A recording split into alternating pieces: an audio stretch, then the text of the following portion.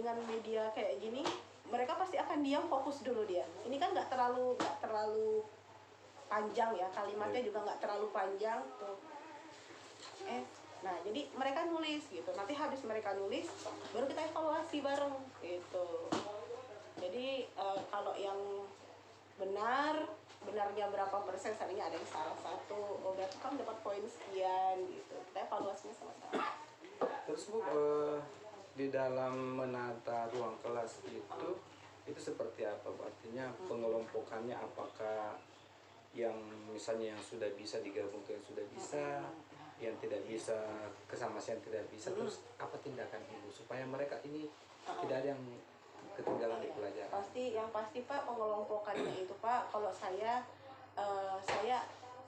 ada kan anak yang memang sudah mampu ya, mampu, sedang, kurang. Betul. Nah mampu ini pasti biasanya sekitar ada 3 atau 4 atau 5 gitu. Nah jadi saya sebar untuk ini aja, sebar untuk di kelompok yang bisa.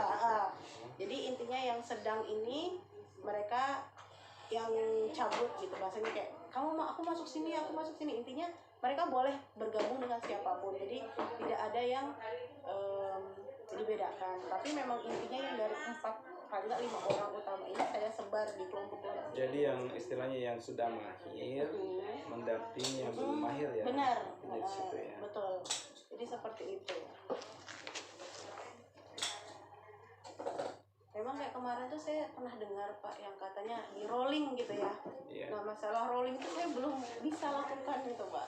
Nanti kalau main rolling anak saya ribut, jadinya malah kebanyakan rollingnya daripada belajarnya gitu. Jadi untuk sementara memang kan kita harus menyesuaikan siswa ya. Tapi kalau yang Ibu amati dari model-model pendekatan pembelajaran yang Ibu gunakan itu, yang lebih menarik anak-anak itu yang mana? Artinya anak-anak itu antusias, mungkin tenang, tidak kemana-mana dari Ibu. Kira-kira model apa yang pernah Ibu ajarkan? Kan biasa saat kita ngajar itu rasanya kok enak, anak-anak nurut. Kadang juga tiba-tiba kita ngajar, loh kok rasanya menjengkelkan, kok susah diatur. Nah ini yang Ibu harus bisa. Jadi yang menjengkelkan, cara menjengkelkan tadi kan tentu evaluasinya ke kita. Kok kemarin saya ngajarnya enak ya, kok hari ini kok nggak enak ya.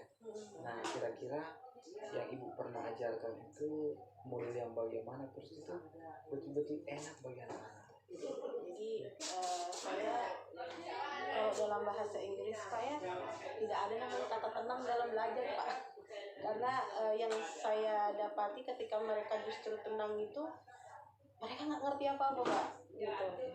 Nah jadi ini kan cara lama saya Pak, sebelum saya diajari, kan ada namanya pembatik itu Pak, tahun 2000 berapa tuh saya diajari pembatik itu. Nah dari situ Pak, kemudian dari IPG yang paling disukai sama anak-anak hampir semua itu yang main pakai game. Benar. Artinya Ibu memberikan pelajaran sesuai bakat minat. Benar. Tapi kan tidak semua anak itu sama minatnya. Iya. Strategi Ibu yang tidak berminat dengan game itu, materi apa yang Ibu? Jadi saya kan ada 4 tuh Pak ya, speaking, reading, listening, writing. Jadi ketika dia main game otomatis dia sudah menguasai reading, kemudian sama writingnya, jadi penulisannya di sini. Nah yang tidak suka main game ini Pak, saya tanya, memang biasanya mereka kesulitan, mereka langsung ngomong sama saya, kayak seandainya ini Pak ya, nyanyi kan nanti mereka disuruh nyanyi praktek Pak. Jadi saya tanya, bisa, pertama bisa, habis itu kesini-sini sudah bilang, maaf, saya nggak bisa nyanyi. Oke, kamu maunya apa? Saya tanya gitu aja. Saya kasih pilihan, kamu mau analisis ya dari lagu itu apa, terus maknanya apa, ini, atau kamu mau membuat puisi gitu. Dan dia bilang, saya lebih suka membuat ini aja, nulis aja, dia bilang analisis aja. Jadi itu ada hasilnya di situ, analisis juga. Oh iya sudah, kalau kamu memang mau analisis silakan. Jadi kalau yang memang mau nyanyi Pak, mereka nyanyi sendiri gitu. Jadi saya belajar untuk memang berat Pak, saya belum pernah menerapkan namanya pembelajaran berdiferensiasi karena saya juga masih bingung pembelajaran berdiferensiasi itu seperti apa. Dikasih tahu kan ya yang penting kamu siapkan aja ini kayak beberapa pilihan gitu, maksudnya beberapa pilihan nanti anak-anak milih yang mana. Jadi kalau anak yang milih kalau memang nggak bisa sekali itu kayak apa gitu maksud saya kan, bukan berarti anak itu tidak bisa belajar bahasa Inggris kan, tapi paling nggak adalah yang bisa didapatkan gitu. Jadi saya buat seperti itu Pak. Kamu mau apa, mau analisis? Ya, analisis sudah silakan. Bu analisisnya boleh kamu pakai bahasa Indonesia dicampur bahasa Inggris, silahkan saya bilang. Jadi seperti itu. Jadi begini Bu, soalnya sudah bagus ya. Cuma barangkali kita ini fokus ke anak yang tidak bisa ya. Karena itu yang kita mau supaya dia tidak ketinggalan. Karena merdeka belajarnya adalah bagaimana anak yang tidak mampu atau misalnya dia apakah dia tidak ikut pelajaran kita, apakah dia bandel, apakah dia lelet menerima materi kita, inilah sebenarnya yang harus lebih dipenuhi hak-haknya supaya bisa setara dengan yang sudah hebat ceritanya. Nah seperti itu. Nah tadi kalau misalnya muncul ada anak-anak yang misalnya memang tidak bisa, inilah yang ibu harus fokus. Kenapa dia nggak bisa? Kendalanya apa? Seperti itu. Karena pada intinya anak itu sebenarnya cerdas semua, dan mereka semua diberikan kelebihan masing-masing. Itulah yang disampaikan oleh Ki Hajar Dewantara, bahwa anak itu seperti kertas buram, bahwa kepintarannya anak-anak itu, karakternya anak-anak itu sebenarnya sejak lahir, tinggal di mana, di lingkungan mana dia hidup, siapa yang membimbingnya, apakah orang jahat atau orang baik.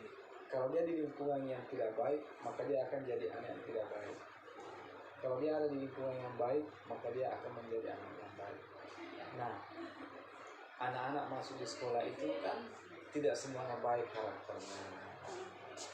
Mungkin apakah pengaruh lingkungan atau pengaruh hubungan kekeluargaan. Jadi anak-anak yang tadi yang mungkin yang menurut ibu ada masalah, apakah ini masalah kurang menerima pelajaran, inilah yang ibu harus lebih amati. Jangan fokus ke yang sudah pintar, tetap kita tuntun yang sudah pintar dengan memberikan pelajaran mungkin yang lebih, tapi inilah yang harus lebih apa yang dituntun, lebih diberikan betul-betul pemahaman supaya mereka juga bisa. Dan kalau misalnya ibu berhasil membuat dia hebat, maka kesan itu akan dibawa semuanya. Itulah yang akan menjadi oleh seorang guru kepada siswa. Nah, kalau misalnya Bu saya nanya tadi anak-anak yang tidak bisa itu, sejauh mana tindakan yang ibu pernah lakukan agar mereka dari hari ke hari lebih baik? Apakah dia lebih rajin, apakah dia lebih memahami materi kita, atau seperti apa? Artinya ada enggak tindakan yang ibu pernah lakukan, apakah secara personal misalnya? Kalau saya Pak ya, biasanya sih sebenarnya kan hafalan itu sudah dari tahun-tahun zaman saya masih sekolah. Cuma kan kesulitan dalam pembelajaran bahasa Inggris ini kosakata. Ketika kita nggak punya banyak kosakata, kita nggak akan paham pembelajarannya bisa. Di sini yang pernah saya lakukan Pak, menurut mereka hafal. Mereka hafalan irregular, kosakata terjadi berarti. Di situ saya suruh hafalan 50, biasanya 50 irregular dengan perubahan. Nah, kenapa saya mengambil 50 Pak? Karena ini kata kerja yang sering dipakai sehari-hari, saya bilang seperti itu. Jadi kamu cari kata kerja yang biasa digunakan, contoh eat, eaten, makan, drink, jadi biar tidak terlalu beban, saya bilang seperti itu, ya kan? Dan ya satu lagi memang susah menghafal juga itu. Jadi ada yang bisa mampu 50, kadang ada yang bilang boleh kamu 10, ada yang bilang selama kamu bisa nggak apa-apa. Intinya kamu yang mana aja silakan. Tujuan saya untuk kamu hafal ini bukan apa namanya, bukan untuk saya gitu, karena untuk kalian. Sama kayak kita waktu masih bayi, kita cuma bisa ngomong mama, baba gitu. Karena apa? Karena kita tidak punya kosakata. Nah, begitu juga ketika dalam pelajaran bahasa Inggris. Kalau kalian tidak punya kosakata, yang cukup, kalian akan kesulitan. Jadi kita mulai dulu dari yang gampang. Nah, bisa juga Pak, saya kasih ice breaking menggunakan takut, menggunakan vocabulary. Nah, jadi vocab ini artinya apa? Gitu. Jadi, nah itu mereka akan lebih nyantol di situ sih Pak. Seperti itu yang sudah pernah saya lakukan. Nah, untuk yang pengkhususan tadi yang Bapak bilang, saya sudah fokus untuk yang kurang pembelajaran itu Pak, itu untuk jadi catatan saya ke depan gitu. Nanti beberapa anak yang memang betul-betul yang bilang saya nggak bisa nyanyi Bu gitu. Berarti itu nanti akan saya tanya lagi, saya gali lebih dalam lagi, kemudian saya akan mempersiapkan beberapa pilihan gitu. Yang mana sih yang tidak susah gitu, maksudnya kadang kan kayak saya disuruh, saya kemarin pernah dapat ini kata arahan, ada yang bilang